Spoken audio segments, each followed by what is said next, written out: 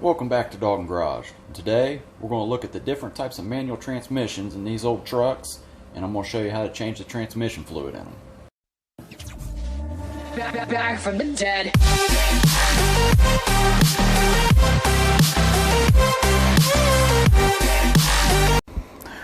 Alright, so we're going to start off looking at the different types of manual transmissions that they had in the GMT400 or these old body style trucks. We're going to start off in 1988. Right here is where they started out using the Getrag, the HM290. So they only ran that for 1 year, and then they ended up switching over in 89 and ran it to 90 over to the Getrag 5LM60. Now technically these two are the exact same, except for they rebranded it, just gave it a new name. So same transmission, just different name. And then from 91 through 92 they switched it up a little bit more. New venture gears came in and took over, so they basically called it the NVG 5LM60. So not much of a change there either as far as the internal components and whatnot. It still is a 4-shift rails inside of it. So not much of a change there. And then in 93 is when they made the big change, and they ran this one from 93 up to 07, which was the last year they put manual transmissions in Chevy trucks. Now this was the NV3500. This one had a single shift rail, more durable than these other ones, and easier to work on, so it'd be cheaper to rebuild. So this one, I mean, that's why they kept it for so much longer. And basically these three up here are pretty much the same transmission. A few components might be a little different. That's why you want to know which one you have if you're going to be working on it yourself. But the one we're going to be looking at today is from 92, so it's the NVG 5LM60. And if you want to go in a little more depth on which transmission you have, you can look up the RPO codes, and they'll be in your glove box. And the three main ones that I'm aware of is the MCO, which would be, well, these three here. The MCO is the Getrag HM290. Now basically what that's saying is it's a 4-speed. So this is the 4-speed version of this. And it wouldn't be any of these down here. They only did it up that year, maybe 89, not real sure, but you don't see too many of those ones. The MG5 and M50, they ran those throughout all these. Basically the difference between these two codes is this one states that it's a wider gear ratio in first and second gear, and this one's a closer gear ratio in first and second gear within all these transmissions.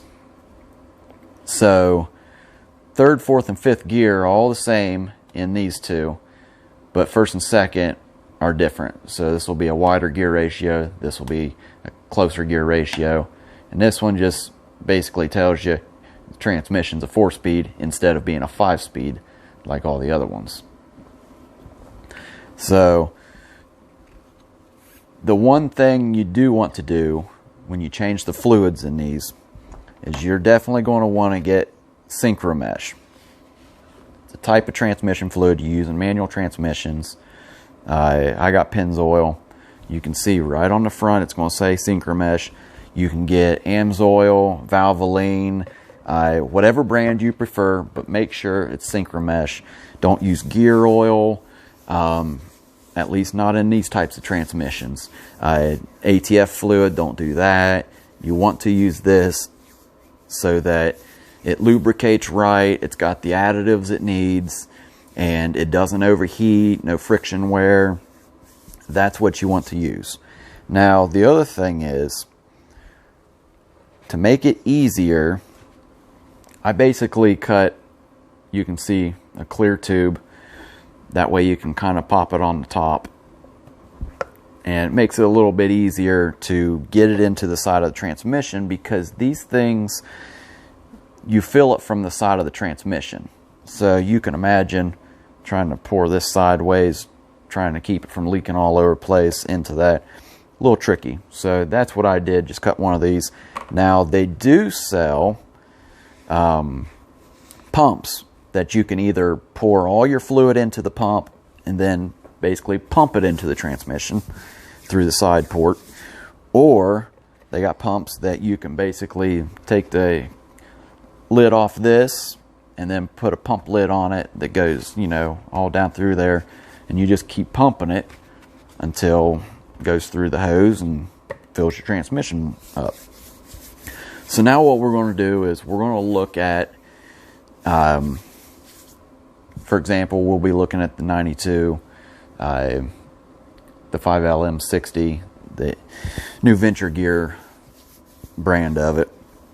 And all these actually on the outside of the transmission look pretty much identical. It's just the internals that are a little different, mainly from this one from the rest.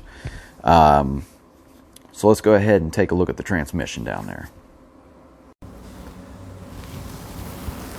Alright. So this is the transmission we're going to be looking at today. Now, I already changed the fluid in it yesterday, so I'm not going to do it today, clearly. I'm just wanting to show you as an example what you would do to change the fluid. So, as you can see, this is the passenger side of the vehicle, and this is your drain plug on the very bottom of the transmission. Can't miss it. And right above it would be your fill plug. And both of these take a 17 millimeter hex key,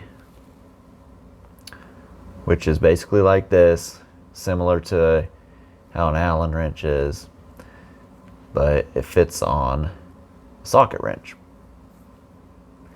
And this one takes a 1/2 inch drive, but take off your fill plug first, because if this won't come out for whatever reason and you drain this before you take this one out and this won't come out, then how are you going to get your transmission fluid in there?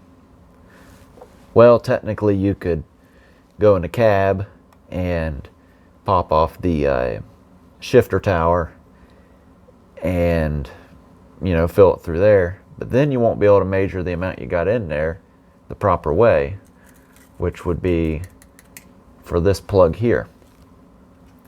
So pop this off, you know, maybe check your fluids, see where they were, and then pop out your bottom plug here and drain everything out.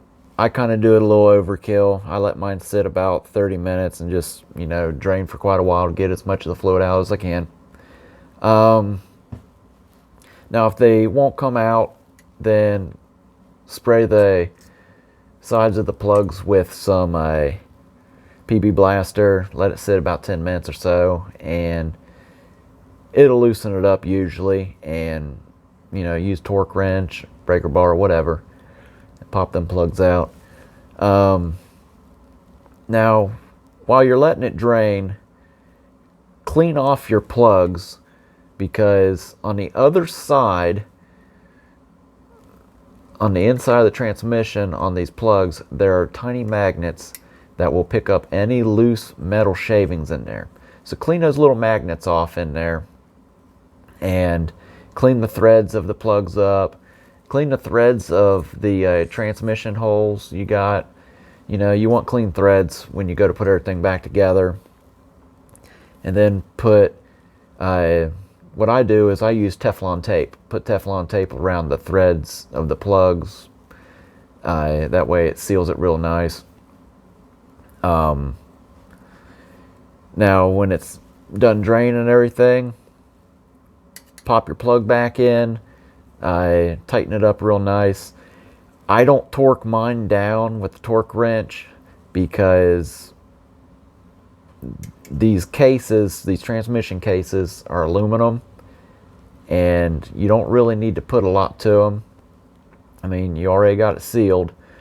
So what I did was I put my 17 millimeter hex key on a 3/8 inch ratchet, so it's a little bit smaller. You know, you're not really cranking it down a whole lot, but you can get a hand tight, nice and snug with the ratchet. But clearly you need an adapter, 1/2 inch to 3/8. But anyways, tighten it down to what you would feel would be right. If you want to get a torque wrench, you can torque them down. I've seen where some people have done that, and I think they went around 20 something foot-pounds or something like that. Not 100% sure. I just hand tighten mine with the ratchet. And then put your synchro mesh up here. I just poured mine in with that little tube, kind of made a mess, or you can use a pump, which I would recommend. A lot easier to do it that way. Fill it up until you start seeing the fluid start seeping at the very edge of the plug hole there. Once it starts seeping out, then you know you got the right amount, because the line is supposed to be basically right at the edge of that hole. Pop your plug back in, tighten it down, and you're good to go. If you have any questions, send me a comment. I'll get back to you as soon as I can. Filling these transmissions up and draining it all out and everything, it's super easy. There's nothing to it, so anybody can do it. These transmissions hold about 2 quarts, and that usually fills it up just right. You might actually have a little bit left over, but 2 quarts usually does it. If you like the video, please subscribe. We'll keep the content rolling. Sorry it's been a while since I've put out another video. Been kind of busy and everything. So I'll see you on the next one. Thank you. Back from the dead.